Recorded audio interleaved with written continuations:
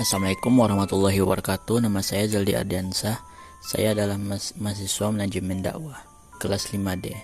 NIM 119404122244. Hari ini saya akan mencoba mereview film dari yang berjudul Muhammad Messenger of God.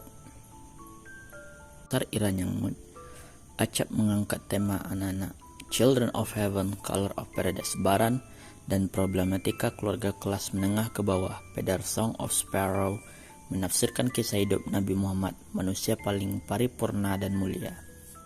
Sepenting apa film Muhammad The Messenger of God ini, dan mengapa film ini kurang disambut secara komersil, bahkan tak masuk seleksi unggulan film asing terbaik Academy Awards. Kisahnya bermula dari semangat dakwah di industri film global dan Islamofobia di Barat, khususnya sesudah kasus kartun Denmark yang membuat Majidi menarik film Willow Tree dari festival film di Denmark. Sebagai aksi protes, Majidi yang film Children of Heaven masuk nominasi film asing terbaik Academy Awards, ingin menggarisbawahi bahwa Nabi Muhammad adalah sosok yang welas asih, bahkan jauh sebelum ia menikah pada usia 25 tahun dan diangkat menjadi nabi pada umur 40 tahun. Untuk tujuan itulah Majidi membentuk tim impian kelas dunia, Vittorio Storaro, sinematografer peraih Oscar untuk Apocalypse Now, dan musisi handal A.R. Rahman, peraih Oscar, Grammy Awards, dan Golden Globe untuk film Slumdog Millionaire. Republik Islam Iran pun mendukung penuh ide Majidi.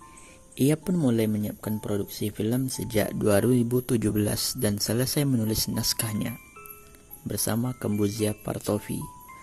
2 tahun kemudian, pada 2011, Shahra Sinamain-Nur, sebuah daerah di antara jalan tol Teheran-Qum, disulap menjadi Mekah dan Madinah tahun 570-an. Sebagian kecil lain di-shoot di Afrika Selatan. Pembangunan set yang dirancang semirip mungkin dengan situasi zaman Nabi Muhammad hidup ini tak lepas dari peran tim internasional perancang produksi Milijan Kreka Kljakopik serta perancang kostum Michael O'Connor dan Syed Mohsen. Hasilnya film ini menjadi film termahal dalam sejarah sinema Iran dalam 5 tahun terakhir dengan ongkos produksi sekitar 50 juta dolar AS. Untuk mendapatkan ide tentang masa lalu sang nabi, ia menyamakan persepsi demi menghindari konflik. Majidi meminta masukan para ulama Syiah dan Sunni sebagai penasihat dari Aljazair, Maroko, Lebanon, dan Irak. Pada tahap akhir, Majidi juga berkonsultasi dengan Ayatullah Ali Khamenei, pemimpin spiritual tertinggi Iran, Ali Al-Sistani, Ayatullah Wahid Khorasani, dan filsuf Iran Ayatullah Jawadi Amuli, serta kalangan Sunni seperti Hayrettin Karaman dari Turki. Namun tetap saja fatwa yang melarang film ini bermunculan. Dekan Fakultas Teologi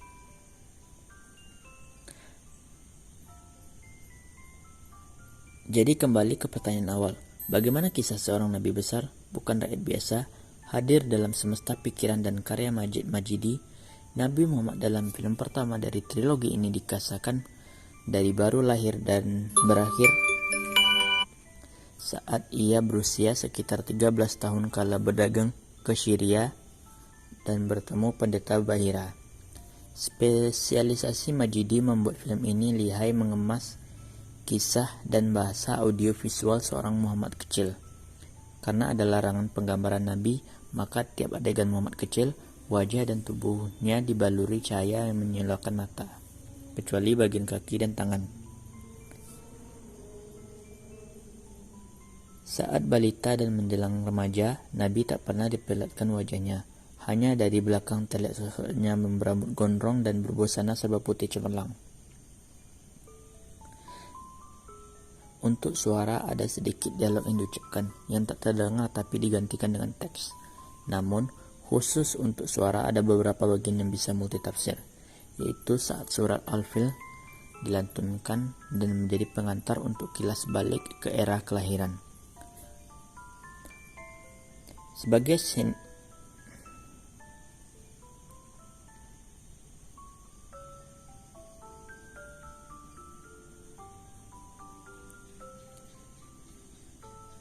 sineas yang karya-karyanya kental dan pendekatan neo-realis, Majidi acap memunculkan karakter-karakter yang sederhana dari kalangan rakyat jelata, terkecuali dari film yang dinarasikan oleh karakter Abu Talib ini. Selain menceritakan narasi besar seperti serangan pasukan gajah dari Abraha, sang penguasa Habasyah dari Ethiopia, Majidi juga mengisahkan narasi kecil dari manusia-manusia biasa di sekitarnya. Misalnya kisah Halimatus Sadi'ah dan suaminya Hamzah, sang inang Nurs asal Baduy, Suwaibah. Bahkan kisah Aminah sang bunda diceritakan secara manusiawi yang merasakan kesengsaraan, misalnya saat ia kebingungan tak bisa memproduksi ASI dan tak boleh mendapatkan inang karena dilarang iparnya, Abu Lahab dan sang istri Jamilah. Aminah juga harus terpisah dari anaknya untuk dibawa ke dusun Baduy, menghindari ancaman kaum Yahudi pimpinan Samuel, dan saat ada serangan pasukan gajah. Pada saat mengungsi dan panik, Aminah yang hamil tua tetap bertahan walau terlihat cemas, meski sudah diajak Fatimah binti Asad, istri Abu Talib.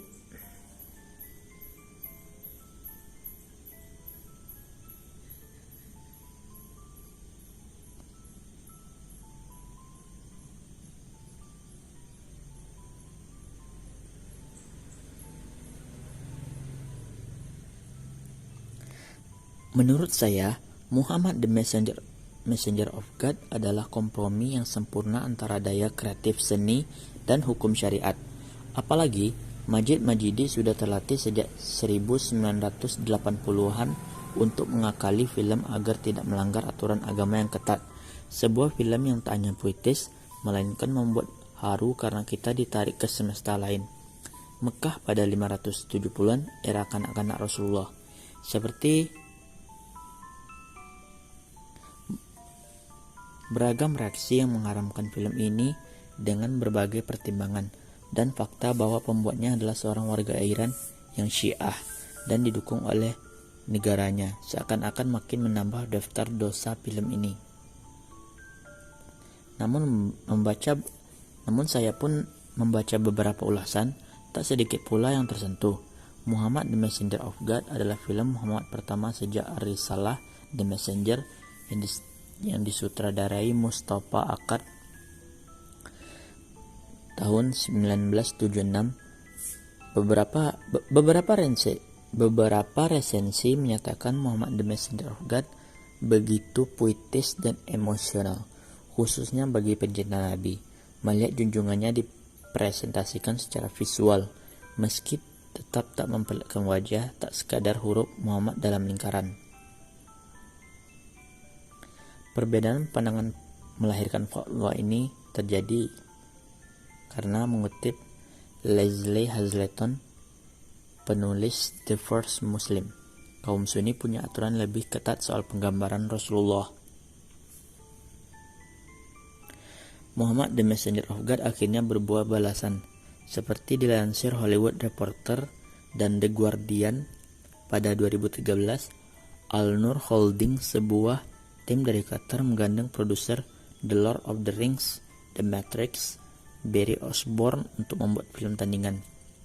Di bawah pimpinan ulama besar Kusuf Qaradawi, film berbudget $150 juta Amerika ini untuk sementara berjudul The Messenger of Peace dan akan mengangkat sisi manusiawi sang nabi. Sekian review yang saya dapat sampaikan. Lebih dan kurang saya mohon maaf. Wassalamualaikum warahmatullahi wabarakatuh.